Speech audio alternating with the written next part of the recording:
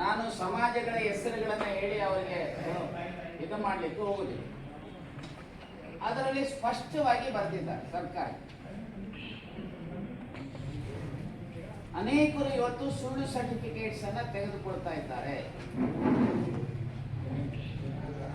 ಅದಕ್ಕೆ ಕ್ಲಾರಿಫೈ ಮಾಡಿ 1985ಕ್ಕೆ ಮೊದಲು ಯಾವ ಸ್ಥಿತಿ ಇತ್ತು ಅನ್ನುವಂಥದ್ದನ್ನ ಕ್ಲಾರಿಫೈ ಮಾಡಿ ಸರ್ಕಾರ ಸಂದೇಶ ಮಾಡಬೇಕು ಅನ್ನುವಂಥದ್ದು ಇದೆ. ಅದು ಆದರೆ ನಾನು ಇಷ್ಟೇ ಹೇಳ್ತೇನೆ, ಇಲ್ಲಿರುವಂತ ಗೊಂಡ ಇರ್ಬೋದು, ಅವ್ರು ಸೇರಿದ್ದಾರೆ, ಗೊಂಡ ರಾಜಗೊಂಡ ಇವರು ಸೇರಿದ್ದಾರೆ. ನಮ್ಗೆ ಯಾರ್ದು ಅಭ್ಯರ್ಥಿ ನಮ್ಮ ಅಣ್ಣ ತಮ್ಮಂದ್ರು. ಆದರೆ ನಾನು ವಾಲ್ಮೀಕಿ ಸಮಾಜದ ಜಯಂತಿಯ ಸಂದರ್ಭದಲ್ಲಿ ವಿಧಾನಸೌಧದಲ್ಲೇ ಬ್ಯಾಂಕೆಟ್ ಹಾಲ್ನಲ್ಲಿ ಸಿದ್ದರಾಮಯ್ಯನವರ ಸಮ್ಮುಖದಲ್ಲಿ ಅವರಿಗೆ ಹೇಳಿದೆ, ನೀವು ಅಧಿಕೃತವಾಗಿ ಸೇರಿ ಕುರುಬರು, ನಮ್ದೇನು ಅಭ್ಯಂತರ ಇಲ್ಲ. ಆದ್ರೆ ಅಧಿಕೃತವಾಗಿ ಸೇರದೆ ಸುಳ್ಳು ಸರ್ಟಿಫಿಕೇಟ್ಸ್ ಅನ್ನ ತೆಗೆದುಕೊಂಡು ಯಾಕಪ್ಪ ಇರೋಂತ ನಮ್ಮ ತಟ್ಟೆಯಲ್ಲಿರೋ ಅನ್ನ ಕಿತ್ಕೊಳ್ತೀರಿ? ದಯಮಾಡಿ ಅಧಿಕೃತವಾಗಿ ಸೇರಿ. ನೀವು ತಟ್ಟೆ ಅನ್ನಂದ್ರೆ ನಿಮ್ಮ ಪರ್ಸೆಂಟೇಜ್ ತೆಗೆದುಕೊಂಡು ಬನ್ನಿಯಪ್ಪ, ನಾವು ನೀವು ಅಣ್ಣ ತಮ್ಮಂದರಾಗಿ ಸಹಮತದಿಂದ ಒಟ್ಟಿಗೆ ಕುಳಿತು ಇವತ್ತು ಊಟ ಮಾಡೋಣ ಅನ್ನೋದನ್ನ ಹೇಳಿದ್ದಾನೆ. ಈಗಲೂ ಹೇಳ್ತಾನೆ, ಆ ಕುರುಬರು ಸಹ ನನಗೆ ಅಣ್ಣ ತಮ್ಮಂದ್ರೆ, ಬೆಸರು ಸಹ ನನಗೆ ಅಣ್ಣ ತಮ್ಮಂದ್ರೆ, ಒಡ್ರಾಗ್ಲಿ ಬೋವಿಗಳಾಗ್ಲಿ ನನಗೆ ಅಣ್ಣ ತಮ್ಮಂದ್ರೆ. ಆದರೆ ಕಾನೂನು ಬಾಹಿರವಾಗಿ ಬಳಸ್ಕೋಬೇಡಿ. ನೋಡಿ, ಇಲ್ಲೊಂದು ಜಸ್ಟ್ ಒಂದು ಉದಾಹರಣೆ. ಸಹಾಯಕ ಆಯುಕ್ತರು ಬಸವ ಕಲ್ಯಾಣರವರ ನಡವಳಿಕೆಗಳು ಅಂತ ಹೇಳಿ 19/1/2012 ನಡೀತಾ ಇದೆ. ಫೈಲ್ ಇಷ್ಟೊಂದು ದೊಡ್ಡದು. ಇದರಲ್ಲಿ ಕನ್ಕ್ಲೂಷನ್ ಏನ್ ಹೇಳ್ತಾರೆ? ಇದರ ಈ ಎಲ್ಲ ಕಾರಣಗಳಿಂದ ದೂರುದಾರರ ಹೇಳಿಕೆ ಮತ್ತು ತಹಸೀಲ್ದಾರರ ಹೇಳಿಕೆ ಹಾಗೂ ದಾಖಲಾತಿಗಳಿಂದ ಸ್ಪಷ್ಟವಾಗುವ ಅಂಶಗಳೇನೆಂದರೆ, ಬೀದರ್ ಜಿಲ್ಲೆಯಲ್ಲಿ ಯಾವುದೇ ಶಾಲಾ ದಾಖಲಾತಿಗಳಲ್ಲಿ 1985ಕ್ಕಿಂತ ಮುಂಚೆ ಗೊಂಡ ಜಾತಿ ಎಂದು ಎಲ್ಲಿಯೂ ನಮೂದಿಲ್ಲ. ಅವ್ರು ಹೇಳಿರುವಂಥದ್ದು, ನನ್ನ ಅಭಿಪ್ರಾಯ ಇಲ್ಲ. 85ನೇ ವರ್ಷದ ನಂತರ 1990ರ ಈಚೆಗೆ ಬಹಳಷ್ಟು ಶಾಲೆಯಲ್ಲಿ ಪೋಷಕರು ಕುರುಬರ್, ದನಗರ್ ಜಾತಿಯವರಿದ್ದರು. ತಮ್ಮ ಮಕ್ಕಳ ಜಾತಿಯನ್ನು ಗೊಂಡ ಎಂದು ಹಾಗೂ ಕಬ್ಬಲಿಗ ಕೋಳಿ ಜಾತಿಯವರು ಟೋಕರಿ ಕೋಳಿ ಎಂದು ಬರೆಸಲು ಆರಂಭಿಸಿದ್ದಾರೆ. ಕೆಲವು ಶಾಲೆಗಳಲ್ಲಿ ಕುರುಬ, ದನಗರ್ ಎಂದು ದಾಖಲಿಸಿ ಇತ್ತೀಚೆಗೆ ತಹಸೀಲ್ದಾರರಿಂದ ಪಡೆದ ಗೊಂಡ ಜಾತಿ ಪ್ರಮಾಣ ಪತ್ರ ನೀಡಿ ಶಾಲೆಯ ಮುಖ್ಯೋಪಾಧ್ಯಾಯರಿಂದ ಶಾಲಾ ದಾಖಲಾತಿ ರಿಜಿಸ್ಟರ್ನಲ್ಲಿ ಗೊಂಡ ಎಂದು ಅದು ಇದೆ, ಅದನ್ನ ರೌಂಡ್ ಆಫ್ ಮಾಡಿ ಮೇಲ್ಗಡೆ ಹಿಂದೂ ಕುರುಬ ಅಂತ ಇದ್ರೆ ಮೇಲ್ಗಡೆ ಗೊಂಡ ಅಂತ ನಂದೇನು ಅಭ್ಯಂತರ ಇಲ್ಲ. I am not against them at all. They should be ಕಾನೂನು ರೀತಿಯ ಆ ಪದವಿ ಬರಬೇಕು ಅನ್ನೋದು. ನಾನು ಯಾವತ್ತೂ ಯಾವುದೇ ಸಮಾಜದ ವಿರೋಧಿ ಅಲ್ಲ, ಆಯ್ತಲ್ಲ. ಗೊಂಡ ಮತ್ತು ಟೋಕರಿ ಕೋಳಿ ಜಾತಿಗಳು ಎಸ್ಟಿಗೆ ಬರುವುದರಿಂದ ಹೆಚ್ಚು ಸರ್ಕಾರಿ ಸೌಲಭ್ಯಗಳು ದೊರೆಯುತ್ತವೆ. ಆದ್ದರಿಂದ ಎಸ್ಟಿ ಪ್ರಮಾಣ ಪತ್ರ ಪಡೆಯಲು ಅನೇಕ ಸಂಘಟನೆಗಳೇ ಹುಟ್ಟಿಕೊಂಡಿವೆ. ಸರ್ಕಾರದ ಯಾವುದೇ ಸುತ್ತೋಲೆಗಳಲ್ಲಿ ಸ್ಪಷ್ಟವಾಗಿ ಬೀದರ್ ಜಿಲ್ಲೆಯಲ್ಲಿರುವ ಕುರುಬರು ಮತ್ತು ದನಗರ ಜಾತಿಯವರು ಗೊಂಡ ಜಾತಿಯವರೇ ಎಂದು ಮತ್ತು ಕಬ್ಬಲಿಗ ಮತ್ತು ಕೋಳಿ ಸಮಾಜದವರು ಟೋಕರಿ ಕೋಳಿ ಜಾತಿಯವರೇ ಎಂದು ವಿವರಣೆ ನೀಡುತ್ತಿಲ್ಲ. ಮುಂದಕ್ಕೆ ಅವರೇ ಇದರಿಂದ ದಿನನಿತ್ಯ ತಹಸೀಲ್ದಾರ್ ಕಚೇರಿಗಳಲ್ಲಿ 2 ಗುಂಪಿನವರ ಒತ್ತಡ, ಕಿರಿಕಿರಿ ಹೆಚ್ಚಾಗಿದೆ.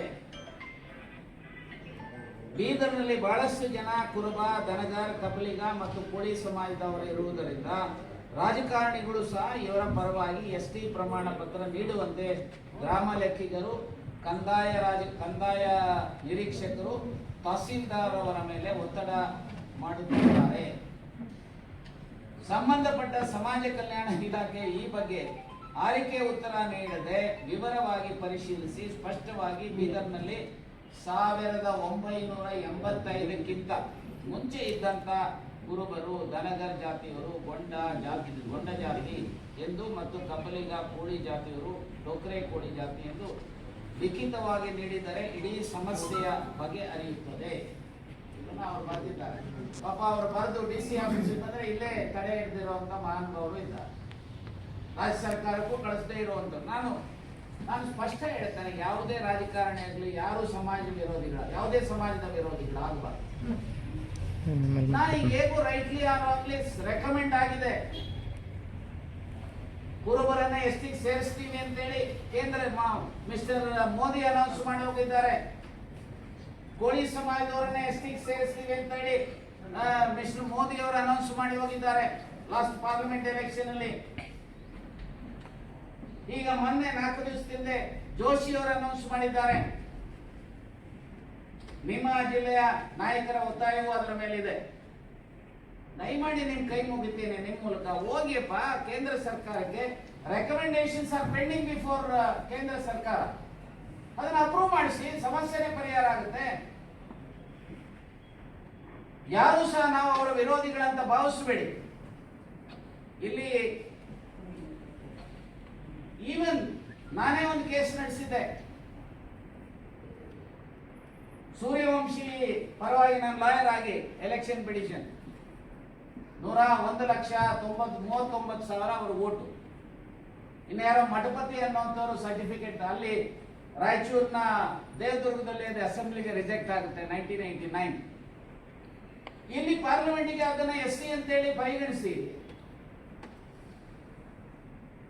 ಅವರನ್ನ SC ಸರ್ಟಿಫಿಕೇಟ್ ಕೊಟ್ಟಿದ್ದರಿಂದ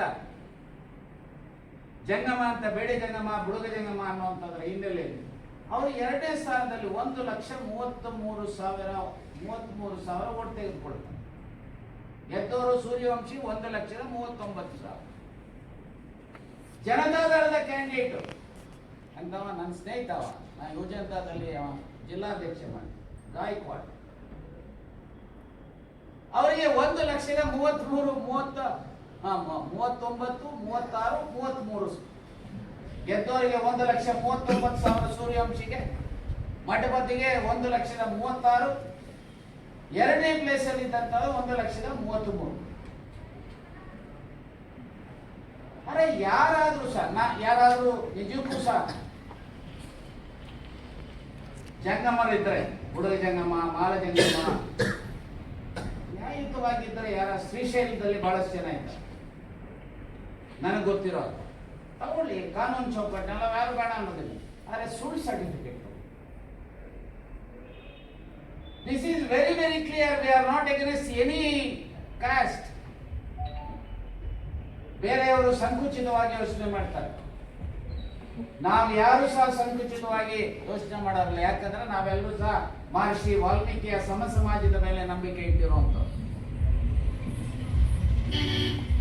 ಸೊ ಇದು ಇವತ್ತು ಸಾಮಾಜಿಕವಾಗಿ, ಅದರಲ್ಲೂ ಬಸವಣ್ಣನ ಕರ್ಮಭೂಮಿ ಇದು. ಬಸವಣ್ಣ ಬಯಸಿದ್ದು ಜಾತಿರಹಿತ ಸಮಾಜ. ಸೊ ಹಾಗಾಗಿ ನಾನು ಇಷ್ಟೇ ಹೇಳ್ತೇನೆ, ದಯಮಾಡಿ ಸಾಮಾಜಿಕ ನ್ಯಾಯಕ್ಕೆ ಬರೀ ಹೇಳಿಕೆಗಳ ಆಗಬಾರದು. 78 ವರ್ಷ ಆಯಿತು ಸ್ವಾತಂತ್ರ್ಯ ಬಂದು, ಈಗಲೂ ಭಿಕ್ಷೆ ಬಿಡ್ಬೇಕೆಂದ್ರೆ ನಮ್ಮ ಹಕ್ಕುಗಳಿಗೆ ಕೇಂದ್ರ ಸರ್ಕಾರಕ್ಕೆ, ರಾಜ್ಯ ಸರ್ಕಾರಕ್ಕೆ. ನಾನು ಇಷ್ಟೇ ಹೇಳ್ತೇನೆ, ಸಾರ್ವಜನಿಕ ಬದುಕಿನಲ್ಲಿ ಇರುವಂಥದ್ದು ಕೇವಲ ಅಧಿಕಾರ ಅನುಭವಿಸೋದಕ್ಕೆ ಅಥವಾ ಸ್ಥಾನಮಾನಗಳು ಅಥವಾ ಸಂಪತ್ತು ಗಳಿಸೋದಕ್ಕಲ್ಲ. ಸಮಾಜಮುಖಿಯಾಗಿ ಕೆಲಸ ಮಾಡಬೇಕು ಎಲ್ಲ ರಾಜಕಾರಣಿಗಳು. ಎಲ್ಲ ವರ್ಗದ ಜನರ ಹಿತ ಕಾಪಾಡುವಂತ ರಾಜಕಾರಣಿಗಳಾಗಬೇಕು. ಇಲ್ಲ ಅಂತ ಹೇಳಿದ್ರೆ, ಜಸ್ಟ್ ಒಂದು ಉದಾಹರಣೆ ಹೇಳ್ತೇನೆ. ತಮಿಳುನಾಡಿನಲ್ಲಿ ಯಾಕಪ್ಪ ಬದಲಾವಣೆ ಆಗಿದೆ? ಎಂತದ್ದು ಕಾಕ್ರೋಚ್ ಜನತಾ ಪಾರ್ಟಿ. ಈಗ ಯಾಕೆ ಸೋಷಿಯಲ್ ಮೀಡಿಯಾದಲ್ಲಿ ಎಲ್ಲ ರಾಷ್ಟ್ರೀಯ ಪಕ್ಷಗಳ ಪಾಪ್ಯುಲಾರಿಟಿಯನ್ನ ಕ್ರಾಸ್ ಮಾಡಿ ಹೋಗಿದ್ದಾರೆ. ಸೊ ಹಾಗಾಗಿ ನಾನು ಇಷ್ಟೇ ಹೇಳ್ತೇನೆ, ಇವತ್ತಿನ ಯುವ ಪೀಳಿಗೆಯ, ಇವತ್ತಿನ ಜನರ ಜೊತೆಯಲ್ಲಿ, ಬದುಕಿನ ಜೊತೆಯಲ್ಲಿ ಚೆಲ್ಲಾಟ ಆಡಕ್ಕೆ ಹೋಗಬೇಡಿ. ಕೇಂದ್ರ ಸರ್ಕಾರ ಆಗಲಿ, ರಾಜ್ಯ ಸರ್ಕಾರ ಆಗಲಿ, ದಯಮಾಡಿ ಅವರ ಹಕ್ಕುಗಳ ರಕ್ಷಣೆ ಮಾಡುವಂತ ಕೆಲಸ ಮಾಡಿ. ಆಗ ಅವರ ಬೆಂಬಲ ನಿಮಗೆ ಸಿಗಲಿಕ್ಕೆ ಸಾಧ್ಯತೆ ಇದೆ ಅನ್ನೋದನ್ನ ಸ್ಪಷ್ಟವಾಗಿ ಹೇಳಿಕೆ ಬಯಸ್ತೇನೆ. Thank you.